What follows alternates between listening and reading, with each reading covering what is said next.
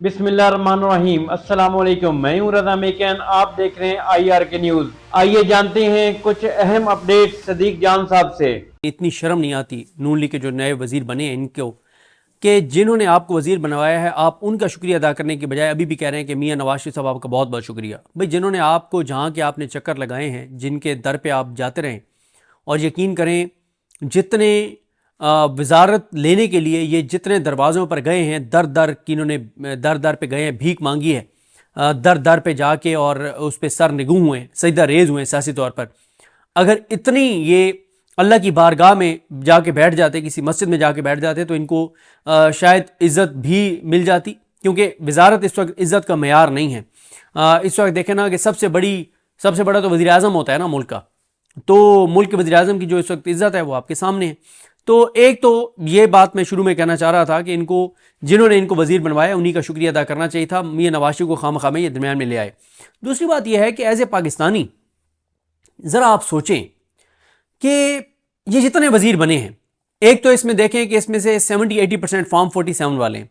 दूसरा, कभी आप एज ए पाकिस्तानी बैठ के सोचें कि पाकिस्तान के इस वक्त हालात क्या हैं, पाकिस्तान की इस वक्त सूरत हाल क्या है, पाकिस्तान इस वक्त किन मुश्किलात से गुजर रहा है, पाकिस्तान की यूथ इस वक्त कितनी दुखी है, बेरोजगारी कितनी ज़्यादा है, लोग खुदकुशियां कर रहे हैं, महंगाई कितनी ज़्यादा है, आपका हर शोबा इस वक्त मतलब तबाह है, चाहे वो किसान हो, चाहे वो इंडस्ट्री हो, चाहे वो टेक्सटाइल हो, चाहे वो तनख्वाहदार तबका हो, चाहे वो कंस्ट्रक्शन हो, चाहे वो रियल एस्टेट हो, मतलब चाहे वो आपके ताजिर हो, आपके कारोबार हो, मतलब आपका हर शोबा तबाह है।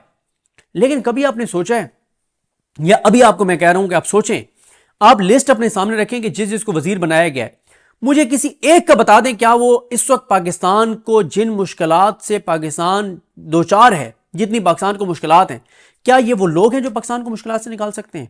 क्या इनको इसलिए वजारत दी गई है कि देखें हुब्बुल वतनी क्या है, इखलास क्या है, वतन से मोहब्बत क्या है?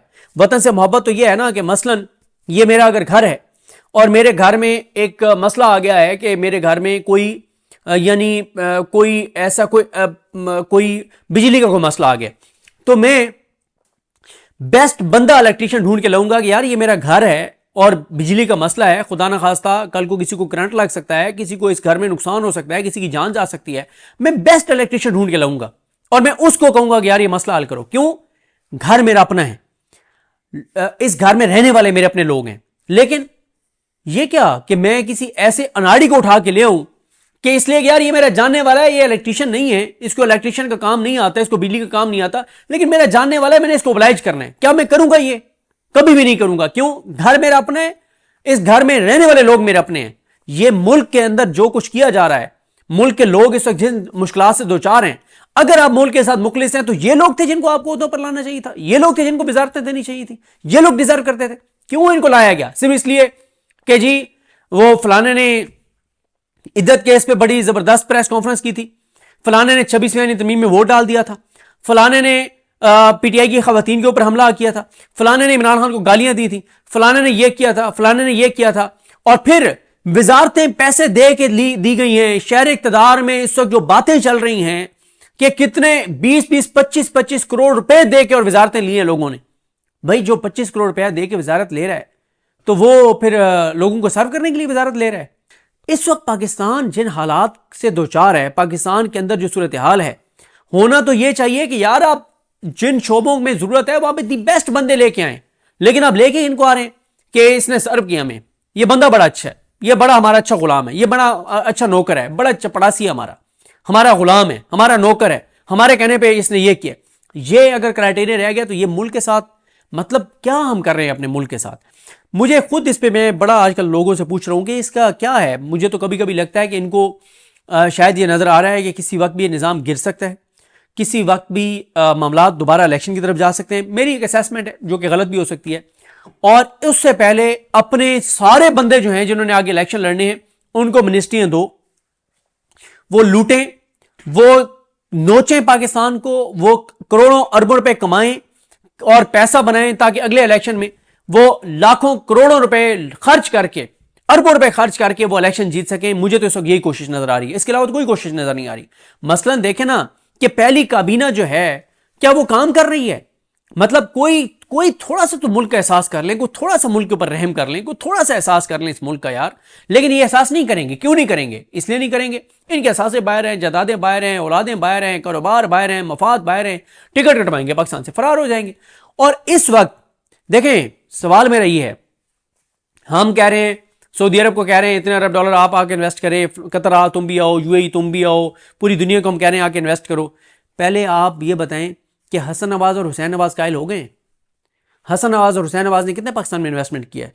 जब नवाज शरीफ जो इस वक्त मेन किरदार है हुकूमत का, और ये झूठ बोला जाता है कि मियां साहब नाराज हैं, मियां साहब को पता नहीं है, मियां साहब से बाला बाला चीजों नहीं, सब चीजों में मियां साहब ऑन बोर्ड हैं। तो बात यह है कि वो मियां नवाज शरीफ जिसको इस वक्त पंजाब और पाकिस्तान की हुकूमत दी गई है, जो इस वक्त सारी चीजें फैसले कर रहा है पाकिस्तान की सियासत के, और झूठ क्या बोला जा रहा है, मियां सबको पता ही नहीं है, सारे फैसले कोई और करे, झूठ है। वो नवाज शरीफ अपने 2 बेटों को कायल नहीं कर सका कि पाकिस्तान में इन्वेस्टमेंट करो, उसको पाकिस्तान के ऊपर एतमाद नहीं है। इमरान खान साहब ने कई बार मुतालबा किया कि मोहसिन नकवी साहब की एहलिया ने कोई प्रॉपर्टी खरीदी है दुबई के अंदर।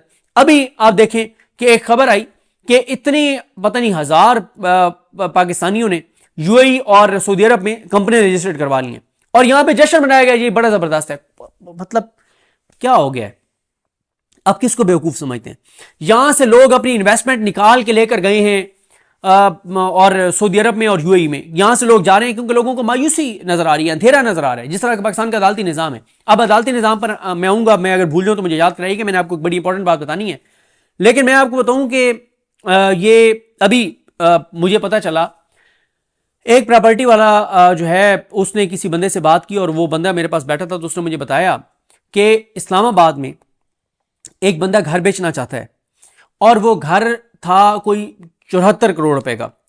वो 5 करोड़ सस्ता घर बेचने को तैयार है, लेकिन उसकी शर्त यह है कि उसको 40 करोड़ अमेरिका में चाहिए, क्योंकि वहां पे वो कोई नेशनैलिटी वगैरह का कोई चक्कर है, वो कोई बच्चों को वहां सेटल करने वाला मामला है, तो 40 करोड़ उसको वहां पे चाहिए। यानी इस तरह की पाकिस्तान के अंदर डीलें हो रही हैं कि प्रॉपर्टी आप यहां पे बेच रहे हैं और पैसे आपको यूके, यूएस और बाहर चाहिए, क्योंकि आप अपने बच्चों को शिफ्ट कर रहे हैं। अदलिया पे मैं आपको अर्ज कर रहा था किस वजह से पाकिस्तान के अंदर जो इन्वेस्टर्स हैं उनका एतमाद उठ रहा है कि अभी याही अफरीदी साहब को शाबाश शरीफ मिले और उन्होंने कहा है कि जनाब टैक्स मैटर्स बड़े इंपॉर्टेंट हैं, तो आप कोई जायजा उसके ऊपर दें।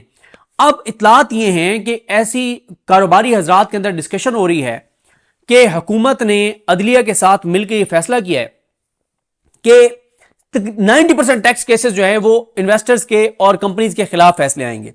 पहले से पता चल गया कंपनीज को, इन्वेस्टर्स को। तो जब आपके इन्वेस्टर्स के अंदर यह परसेप्शन बन गई है, हकीकत इसमें है या नहीं है, लेकिन परसेप्शन बन गई है कि 90% केसेस के फैसले उनके खिलाफ आएंगे, क्योंकि उधर याही अफरीदी को मिले हैं शहबाज शरीफ, और उधर याही अफरीदी साहब आप मिलेंगे आलिया नीलम साहबा को। लाहौर हाई कोर्ट में और सुप्रीम कोर्ट में जो टैक्स केसेस आएंगे वो ऐसे जजेस के पास लगाए जाएंगे जो प्रो पीएमएलएन जजेस हैं, प्रो हुकूमत जजेस हैं, और वो हुकूमत के हक में, क्योंकि हुकूमत को टैक्स चाहिए, तो वो टैक्स बनता है नहीं बनता वो फैसले करेंगे। तो ये मुझे बताएं ना कि इससे फिर आपके मुल्क के अंदर इन्वेस्टमेंट आएगी या यहां से पैसा बाहर जाएगा। तो जिस तरह से मैंने आपको अर्ज किया कि मुझे सिर्फ ये लगता है कि ये इसलिए इनको मिनिस्ट्रियां दी गई हैं ताकि ये करोड़ों अरबों रुपए कमाएं, लूटें, मुल्क को कमजोर करें, पैसा जितना लूट सकते हैं लूटें, नोच सकते हैं नोचें, और पैसा बाहर भी शिफ्ट करें, हल्कों के लिए भी अपना बैकअप रखें कि अगर इलेक्शन लड़ना पड़ जाता है तो यहां पे करोड़ों अरबों खर्च करके और ये इलेक्शन जो है वो लड़ सकें। तो नाज़रीन, ये थी आज की अहम अपडेट्स जो आपने जानी सदीक जान की ज़बानी। इसी के साथ अपने मेज़बान रज़ा मेकिन को इजाज़त दीजिए। अल्लाह हाफिज़। पाकिस्तान जिंदाबाद।